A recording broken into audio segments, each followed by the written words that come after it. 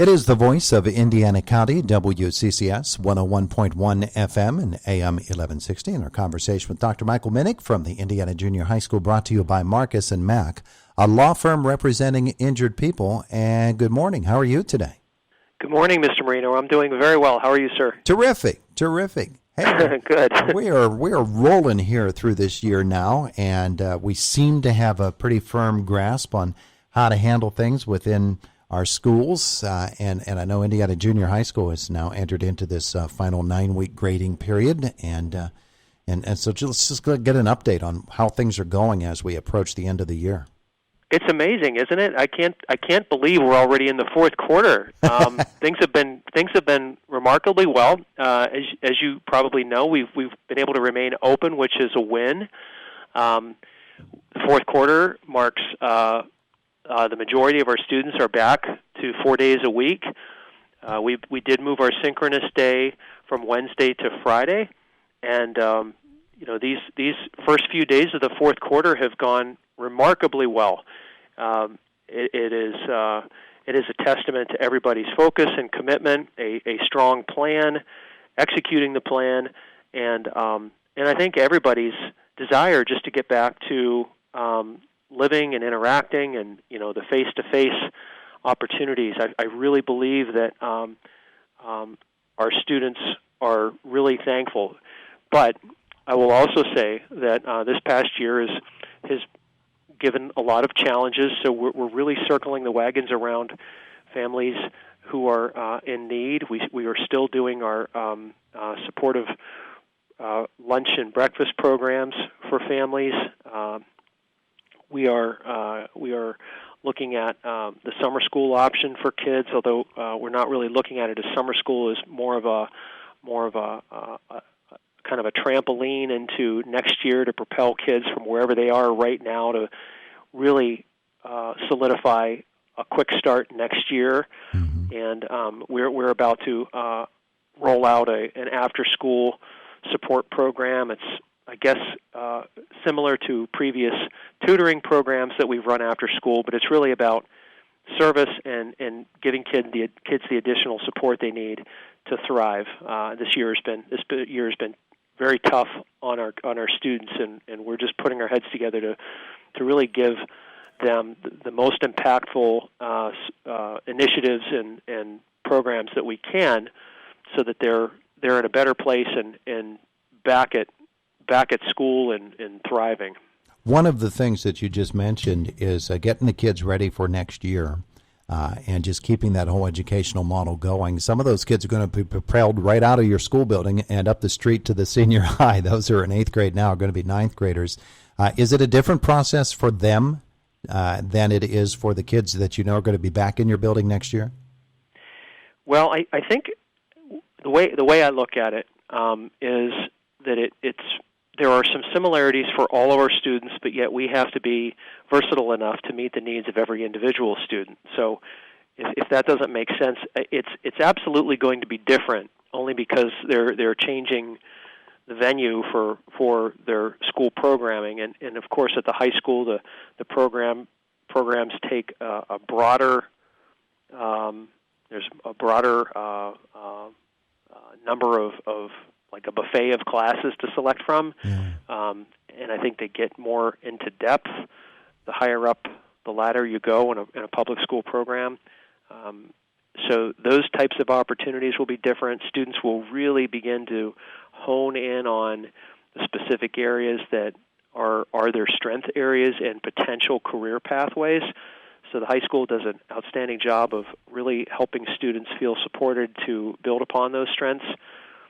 And yet, there are a lot of similarities. It's really about meeting kids where they are and supporting them and inspiring them to just expand.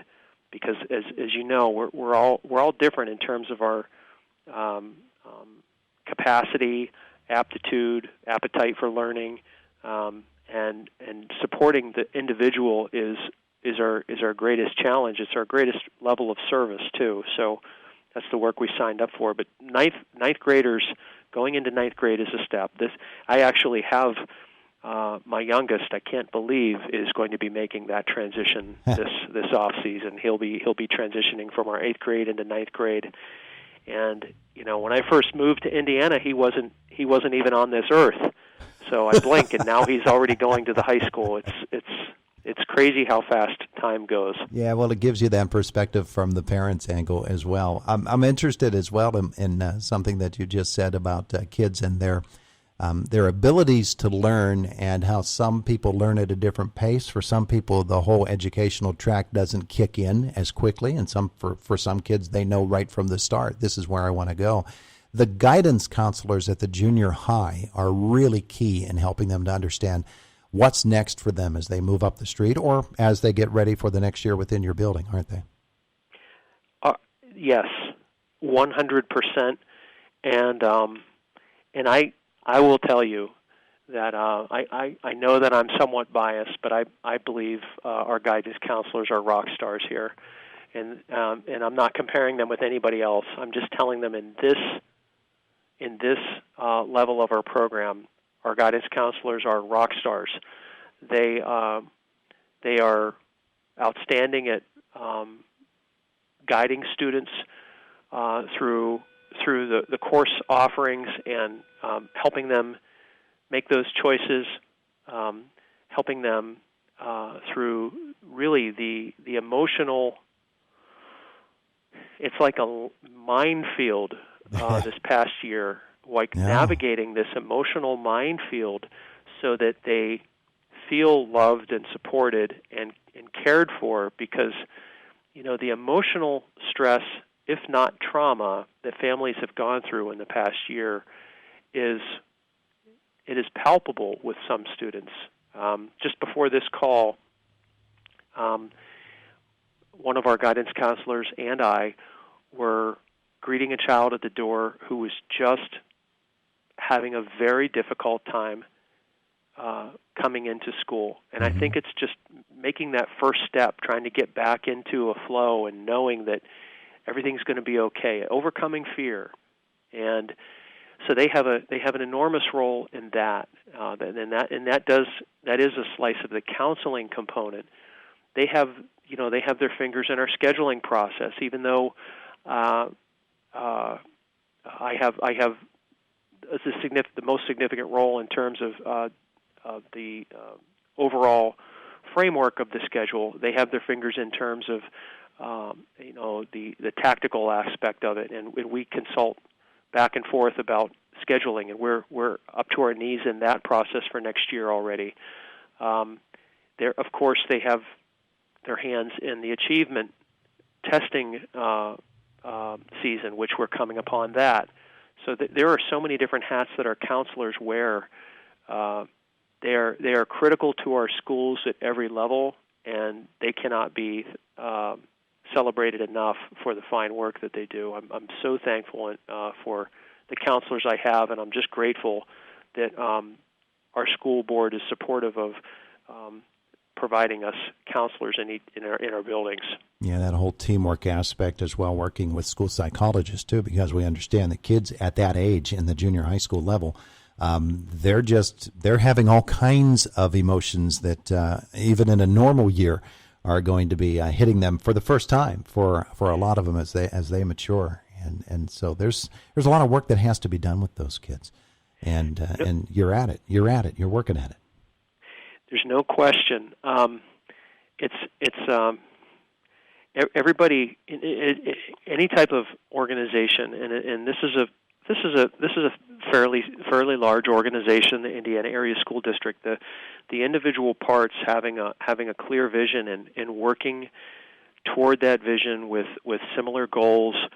Although the unique work that everybody's role entails, driving toward that shared vision is critical. And I think every year it is like a retooling, a revising, and then in the fall we get to really reboot, and it's like a brand new season. It's kind of I always look at it as comparable to athletic seasons when you have the off season, and you sort of evaluate the success of the previous year, the shortcomings where we were needing to get better, and then you game plan going into the new season. You strategize, and you put your players in the best position to thrive.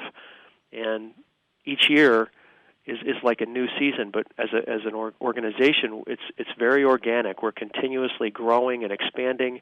And in other areas, we're nipping where outdated practices are no longer effective, and we're just cruising along. And when I sit here and think about all the different faces and roles that they play, it is really complicated, but yet it's very simple. It comes back to service and community, and teaching and learning. I appreciate this conversation this morning because it takes us all back, and we can remember, or maybe we can't all remember, what it was like for us when we were kids and our emotional state at that point, and how much we appreciate that in today's age. Perhaps school districts and school administrators, everybody's a little bit better equipped to handle issues such as that. So the kids getting outside a little bit, enjoying the opportunity to breathe some fresh air and do some outdoor activities too, correct? That's for sure. While I have a chance, I was going to use that as a perfect segue into the spring sports season, but I want to give a shout-out to our 4-5 buildings, both Horace Mann and Eisenhower.